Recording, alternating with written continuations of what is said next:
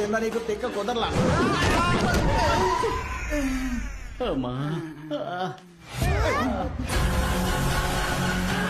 అయ్యయ్యో మళ్ళీ మన మీదకి వస్తున్నాడే. ఆడు దేన్ని ఒక టేక్ లో ఓకే చేయడు సార్. ఏదో నీ మాట వింటాడు అన్నావుగా, కొంచెం కోటింగ్ ఆపమని చెప్పరా. అరగంటకు పైన అయింది సార్ నేను చెప్పి. ఆడ క్యారెక్టర్ నుంచి ఇంకా బయటికి రాలేదు.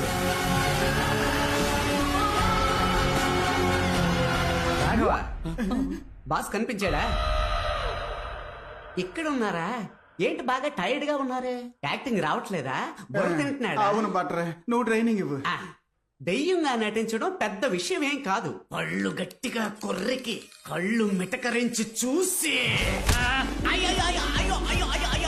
ఎందుకు నన్ను రంగుల రాట్నంలో తిప్పినట్టు తిప్పతను కూతురు తిప్పు తిప్పురా. చాకల బండి మీద ఉతికినట్టు ఉతికి పారేస్తున్నాడు. ఇప్పుడు ఉతికింది ఆరబెడుతున్నట్టున్నాడు. అహో, కద్దరి గుడ్డ మసిగుడ్డ అవుతోంది. అయ్యయ్యో, కుందేళ్ళంటోడు గుండేళ్ళ అయిపోయాడే. వేగంగా తిరిగే గ్రైండర్ లో ఎండు మిరపకాయని రూపినట్టు రూపి పారేస్తున్నాడు. వాడి సంగతి సరే, మన బతికుంటే బొలస తినచ్చు పదా. అవును, ఇంకా శాంతించలేదా? జాతరలో రంగులు రాట్నం తిప్పేవాడు అనుకుంటా. వీటి కొట్టి పారేసి మమ్మల్ని కాపాడరా. రాఘవా, దెబ్బకి నీ దెయ్యం దిగేట్టు రాఘవా, ఇంకా నీకు జన్మలో వేషం ఏంటి బల్లి పల్టీ కొడుతుంది?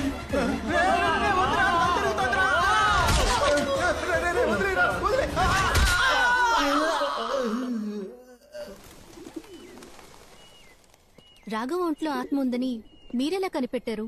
నిన్న కాళీని వెతుక్కుంటూ వాడింటికి వెళ్ళాను. అక్కడ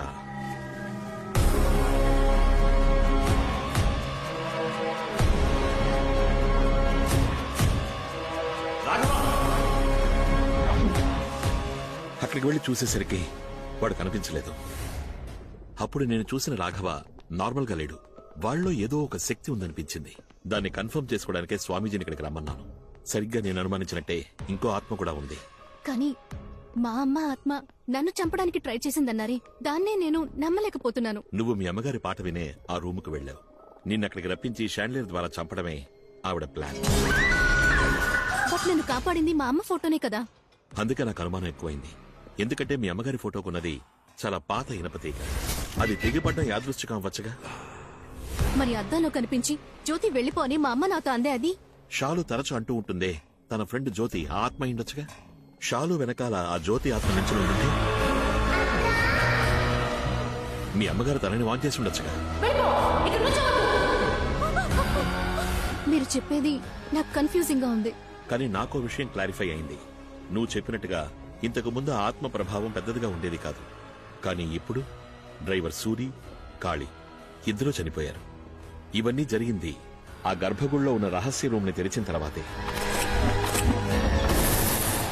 మరైతే ఆ రూమ్ లో అసలేముందని? అదే నాకు అర్థం కావట్లేదు. ఈ ప్రశ్నకి సమాధానం ముగ్గురికే తెలుసు. మీ అమ్మకి, మీ నాన్నకి, పెద్ద పూజారికి. చనిపోయిన మీ అమ్మ సమాధానం చెప్పలేదు. పెద్ద పూజారి మీ నాన్న సమాధానం చెప్తారా అని తెలియదు.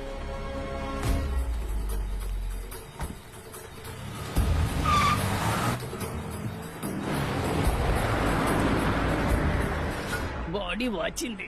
మనం ఒకరికొకరు అమృతాంజనం రాసుకుందామా? అప్పుడైతే మీ ఆవిడ వేడి నీళ్ళు పెట్టమన్నాడు సార్. మనం ముగ్గురం కలిసి లాల్ పోసుకుందాం. రాఘవ ఎవరితో వెళ్తున్నాడు? జమీందారు తోటే. వాడినిందుకయ్యా పంపించారు? ఆడిని మేమేం పంపించలేదయ్యా, ఆడే మమ్మల్ని పంపులా కొట్టాడు.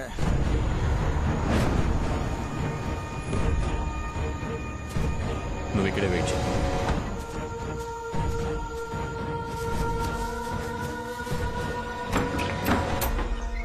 స్వామి, నాకు చాలా భయంగా ఉంది స్వామి. 2 రోజుల నుంచి ఖాళీ కనబడడం లేదు. కొన్నాళ్ల క్రితం డ్రైవర్ సూర్య అంతఃపురం స్విమ్మింగ్ పూల్ లో చచ్చిపడున్నాడు. మొదట్లో కరెంట్ షాక్ కొట్టి చచ్చిపోయాడు అనుకున్నాను. కానీ జరిగే సంఘటనలు బట్టి చూస్తుంటే ఇదంతా తన పనే అనిపిస్తోంది. అవును, ఆ తలుపుని తెరిచినప్పటి నుంచే ఇలా జరగడం మొదలైంది స్వామి. ఇక మిగిలింది మనిద్దరమే స్వామి.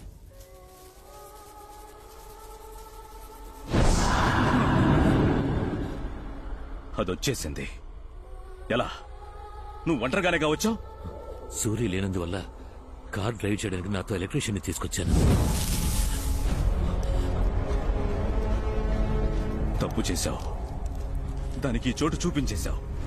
అది మిమ్మల్ని ఏం చేయగలదు స్వామి? మూర్ఖుడా, 22 ఏళ్లు నేను అడవిలో తపస్సు చేశాననుకున్నావా? తలదాచుకు బతుకుతున్నాను రా.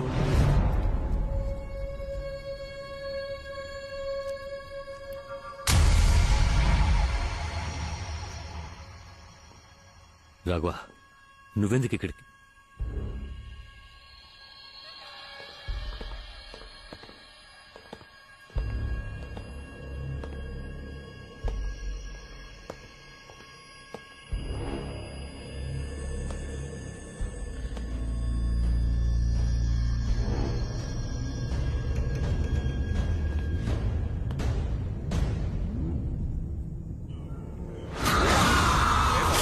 ఆత్మనాశనం దుష్టకం భయంకరం, రైతబంధనం మనోనాశనం సర్వసం ప్రయోజనం.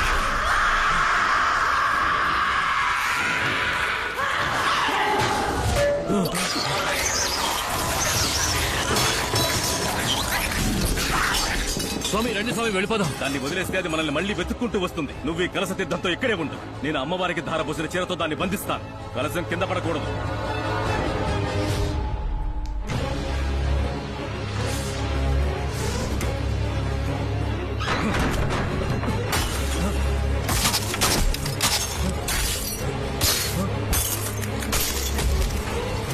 స్వామి ఏం చేస్తారు స్వామి?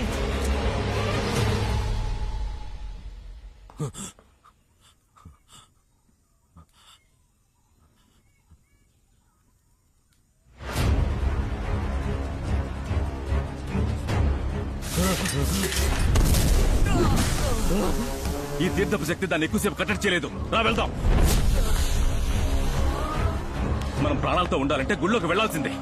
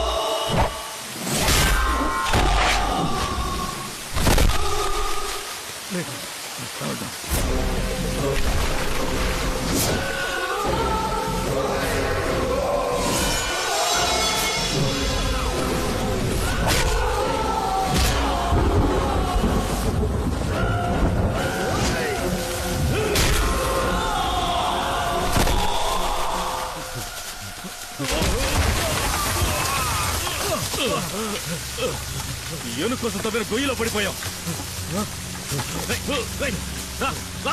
ఎక్కువ ఎక్కి పైకి వెళ్ళు. స్వామి మీరేమంటారు స్వామి? పైకి వెళ్ళి నాకు చెయ్యందించు. ఎక్కువ ఎక్కువ చెయ్యరా, చెయ్యిపో ఇవ్వు.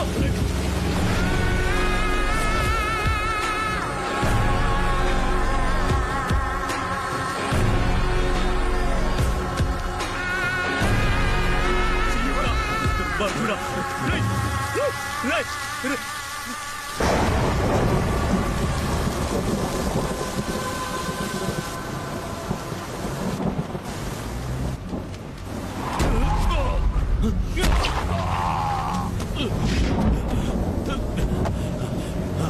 బండి సార్ ఏమైంది? రాఘవేడి బండి తీవయ్యా. అలాగే సార్.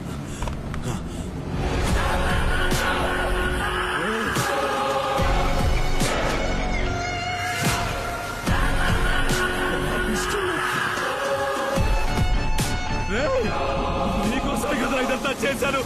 నువ్వు వదిలేసి వెళ్ళిపోతున్నావేట్రా?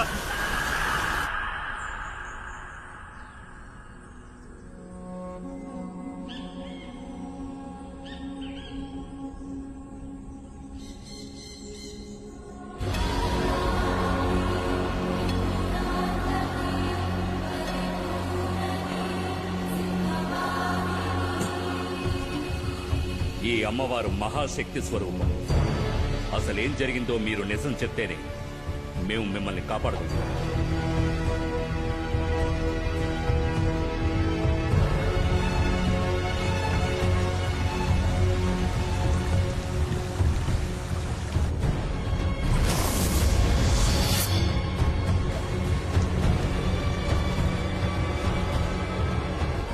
భయపడకండి, నా వల్ల మీకు ప్రమాదమేం లేదు. నిజానికి నాకు మీరు మంచి చేశారు. నేను మీ అబ్బాయి ఇష్టపడుతున్నానని తెలిసి కాదనకుండా మా పెళ్లి ఒప్పుకున్నారు. కానీ క్షమించరాని ఒకే ఒక తప్పు చేశారు. వంశపారంపర్యంగా దివ్యవాకు చెప్పే కుటుంబంలోంచి వచ్చిన వారే ఆ స్వామీజీ. ఈ మంత్రతంత్రాల్లో ఆయనకి సాటి ఎవ్వరూ లేరు. అతని ఒక్కగానొక్క అబ్బాయి పెళ్లిని నన్ను ముందుండి జరిపించమని చెప్పారు. నేను వెళ్ళాను. అయ్యా, ఈ మాంగళ్యం మీ చేత్తో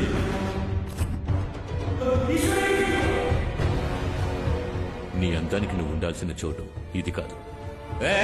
ఏం దిగులు పడకండి, నేను దాన్ని మహారాణిలా చూసుకుంటాను. మీ మీద నీ మీద నీ మీద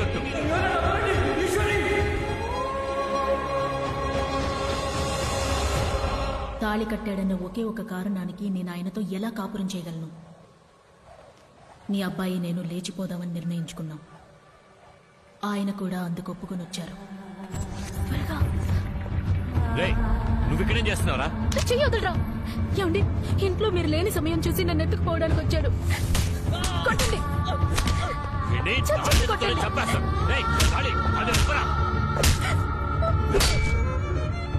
అతని తన్నులు తినడం చూసి నేను తట్టుకోలేకపోయాను.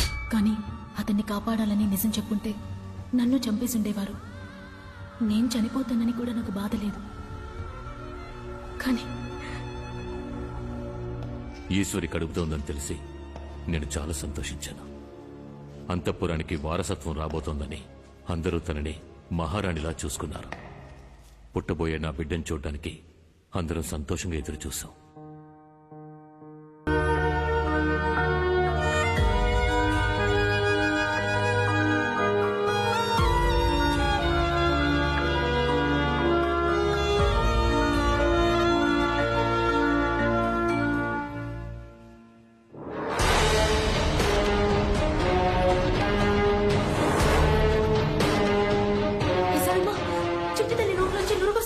విషం పట్టిస్తే నురగ తప్పకుండా వస్తుంది.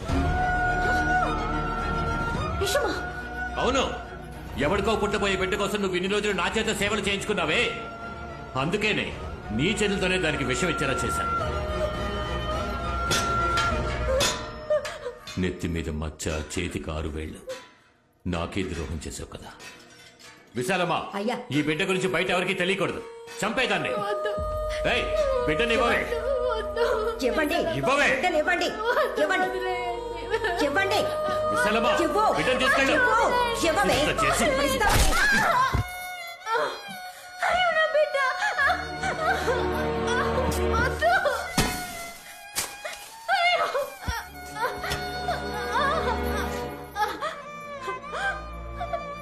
నన్ను కావాలంటే ఏమైనా చేయండి.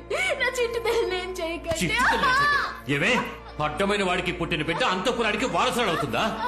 బిడ్డ పుట్టిన తర్వాత జరిగిందంతా మీతో చెప్పి నేను నా బిడ్డ ఎక్కడికైనా వెళ్ళిపోదాం అనుకున్నాం. దయచేసి నా కూతురిని నాకు ఇచ్చేయండి. అయ్యా, ఏంటి ఇది ఇంకా చావలేదు. ఇంకాస్త విషయాన్ని ఇచ్చి చంపే. చంపేదాన్ని.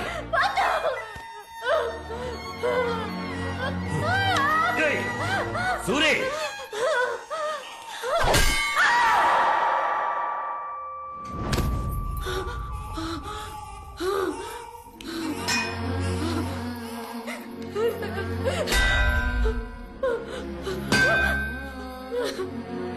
విశాలమ్మ, నీది ఆడ మనసేగా. నా కష్టం నీకు అర్థం కావట్లేదా? దయచేసి విషయం తాగించుకో. అన్నయ్య, నిన్నేగా మీ భార్య ప్రసవించింది. ఓ బిడ్డ వీళ్ళు వెంటో మీకు తెలుసు. దయచేసి నా కూతురిని కాపాడండి. బిచ్చగత్తిలా ఉన్న నీకు తాళి కట్టింది నీ అందానికి, చివరి వరకు నా కాళ్ల మీద పడుంటావనే. కానీ నీకు ఆస్తికి నేను, ఆశకి ఇంకొకడు కావాల్సి వచ్చాడు కదా. నువ్వు చేసిన తప్పుకి నువ్వు ఇక్కడే చావాలే. నేనేం తప్పు చేశానండి? నేను ఇష్టపడ్డవాడితో నాకు పెళ్లి కుదిరిందన్నా చదువుతో మేము దగ్గరయ్యాం. నేను పెళ్లికి ముందే గర్భవతినయ్యా. కానీ అనవసరంగా అడ్డొచ్చి నా మెళ్ళ మీరు తాళి కట్టారు. అది నా తప్ప? మీ దృష్టిలో ఆడవాళ్ళు సంతలోని పశువులా? మీ ఇష్టానికి తాడు కట్టి తోలుకుపోవడానికి ఆశలు అభిప్రాయాలు మాకుండవా?